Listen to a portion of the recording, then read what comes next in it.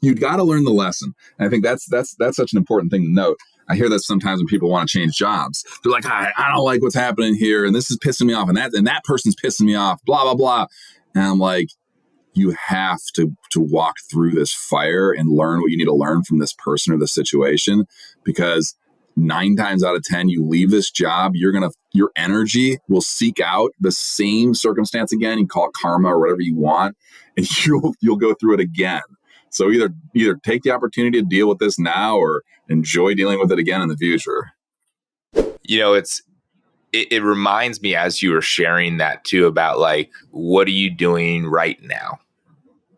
And be the very best at that right now. Like, that is your purpose. What are you doing right now? Yeah.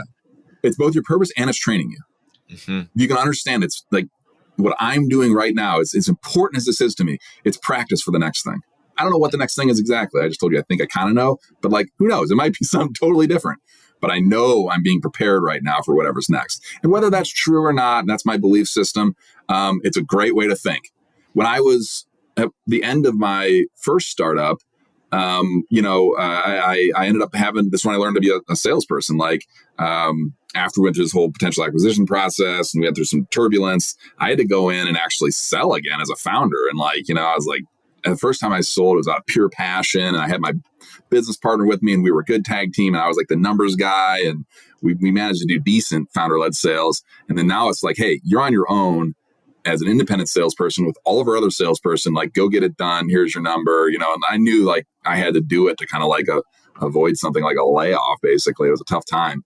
And so I had to go like learn to be a salesperson. And at that point, what we were selling, the MarTech stuff, like I wasn't even passionate about it. I'm like, I don't even care what I'm selling anymore. I was over it. But when I went and I was sitting there with the sales trainer, his name was Tim Roberts, the Sandler trainer, he's an awesome guy. And like, he's like, why are you doing this? And I was like, well, obviously like my company needs me to do this. But then I like something, an inner voice and intuition came and said, because I'm in training for something. I don't even know what I'm training for, but I know I'm in training.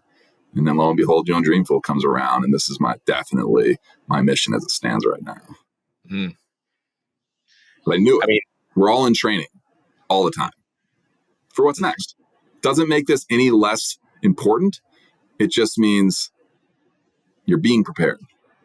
That's my mindset. Mm-hmm. Well, it's even that, like the mindset of sacred outlook, right? Everything has a positive purpose. Like, why am I being put into this situation? What is the challenge that I am being called to face right now?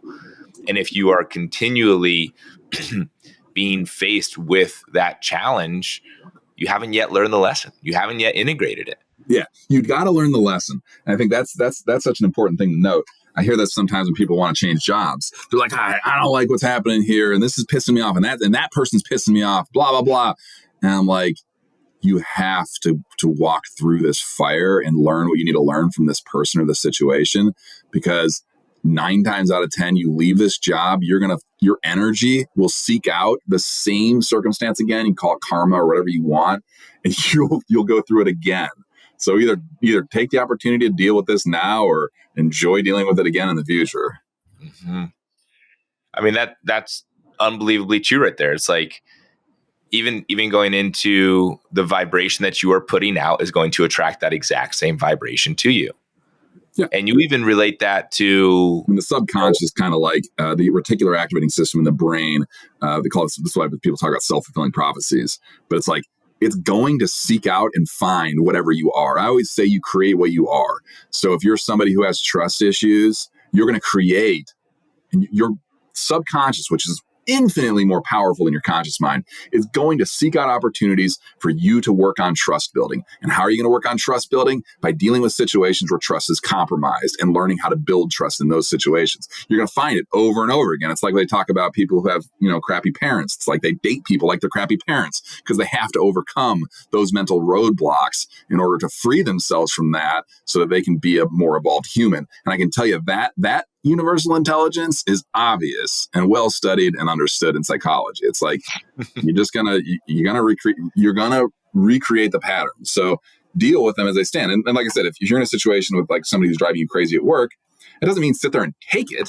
Oftentimes it means get into conflict with them and deal with it.